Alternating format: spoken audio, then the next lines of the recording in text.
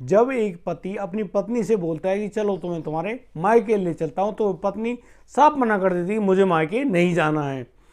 दोस्तों, किसी भी महिला को जब उसकी ससुराल में उसके मायके जाने की बात करते हैं तो वह झट से कितने भी महत्वपूर्ण कार्य को कर रही हो उसको छोड़कर तुरंत अपने घर जाने के लिए तैयार हो जाती है। लेकिन जब क्या हो, वह महिला अपने मायके जाने के लिए बिल्कुल ही मना कर दे। आखिर क्या वजह रही होगी उसकी जो वह मायके नहीं जाना चाहती? किस कारण से उसने खुद को मायके जाने से रोका हुआ था? आज की इस कहानी में हम आपको बताएंगे कि एक महिला किस प्रकार से अपने पति से दुखी हो गई थी और उसका पति उस मायके में जाकर क्या करता था। पूरी घटना को जानने के लिए बने रहिए हमारे साथ वीडियो में अंत तक। नमस्कार, आदाब, सत श्री अकाल। मैं भीषण प्रकाश आपका स्वागत करता हूं किस्से क्राइम के।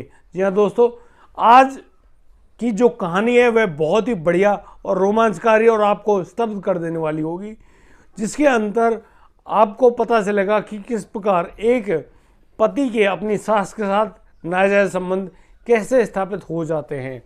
दोस्तों, कहानी की शुरुआत कुछ ऐसे होती है कि जब दूल्हा बारात लेकर अपने ससुराल पहुंचता है तो सास जो होती हैं, यानी कि जो उनकी सासू माँ हैं, वो उनके स्वागत करने के लिए हाथ में थाली लिए खड़ी होती हैं। और अचानक ही वह जो महिला है उसको कोई कार्य याद आ जाता है तो वह तुरंत एक अन्य महिला को थाली पकड़ाकर वहाँ से चली जाती है। तो दूल्हा इंतजार कर रहा होता है कि सास आएगी तो उनकी आरती उतारेगी। और दोस्तों, उस आरती के इंतजार में अभी उनको 2-4-10 मिनट वहाँ पर खड़ा रहना पड़ा। अचानक से एक बड़ी खूबसूरत महिला वहाँ पर आती है और उस थाली को अपने हाथ में लेते हुए उस दूल्हे राजा की आरती उतारने लगती है। दूल्हे राजा की आंखें फटी की फटी रह जाती है और वह हैरान था, बहुत ज़्यादा स्तब्ध था। उसको लग रहा था कि ये कौन है, वो उनकी सास जैसी तो नहीं लग रही।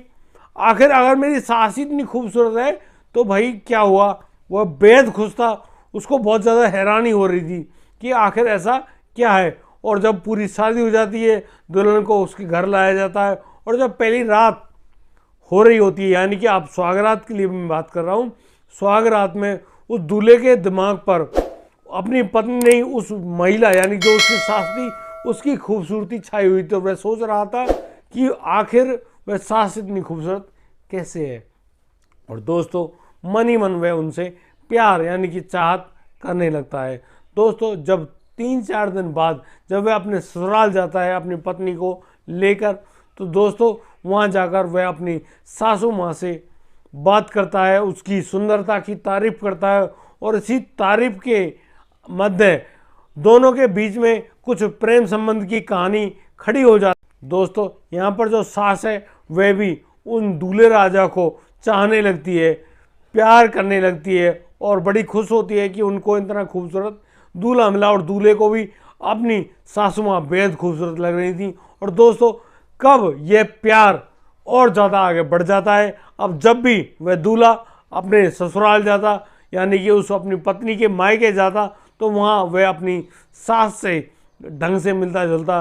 दोस्तों, वह प्यार अब कुछ शारीरिक संबंधों में भी तब्दील हो गया था, यानी कि अब उनके बीच में शारीरिक संबंध भी स्थापित होने लगे थे। और दोस्तों, धीरे धीरे ये जो पूरी बात है, ये पूरी घटना है, पूरे गांव में आग की तरह फैल जाती है, क्योंकि ये गांव राजस्थान का एक प्रसिद्ध जिला है जो कि पाकिस्तान के बॉर्डर पर, जिसका नाम बाड़मेर है।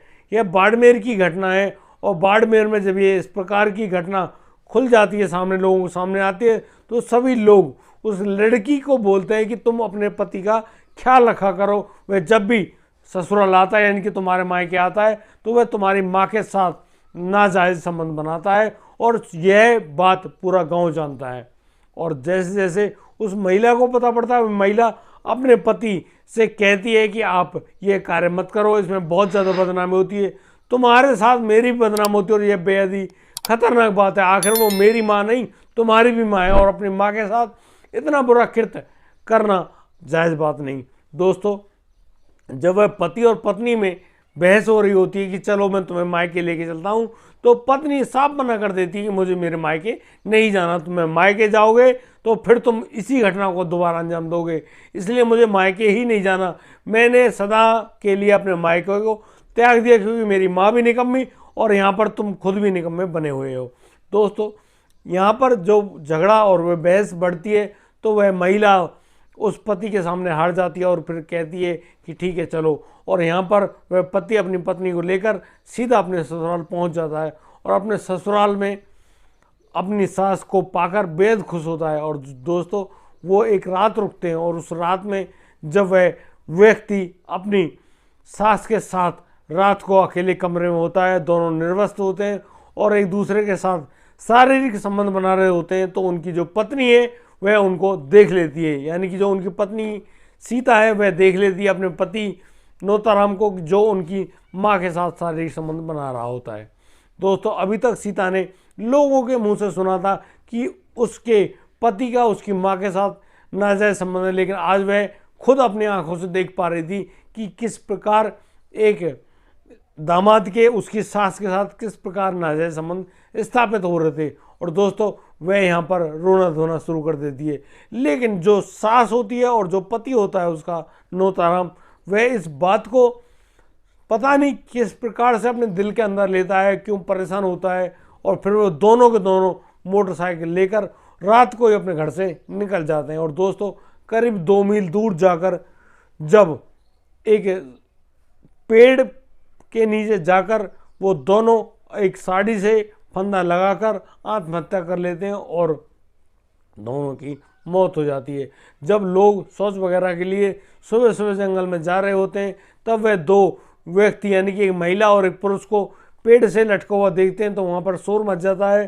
पुलिस को बुलाया जाता है, पुलिस वहाँ मौके वारदात पर पहुँचती है और पुलिस अब खोजबीन कर रही होती है, लेकिन पुलिस बड़ी हैरान होती है कि पूरे गांव में से कोई भी व्यक्ति या महिला यह रिपोर्ट दर्ज कराने नहीं आता है कि ऐसा क्यों हुआ, कैसे हुआ, उसकी खोजबीन करते।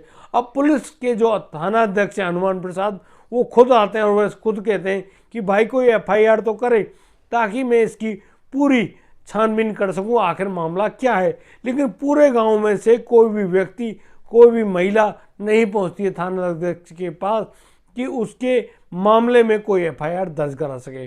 दोस्तों ये जो संबंध है यानी कि दामाद और सास के संबंध है, माता और बेटे जैसे संबंध है, लेकिन आप लोग पता नहीं क्यों गलत संबंधों की आड़ में आकर उन संबंधों को भी जो कि माता बेटा का जो रिश्ता है उसको भी कलंकित करते हो।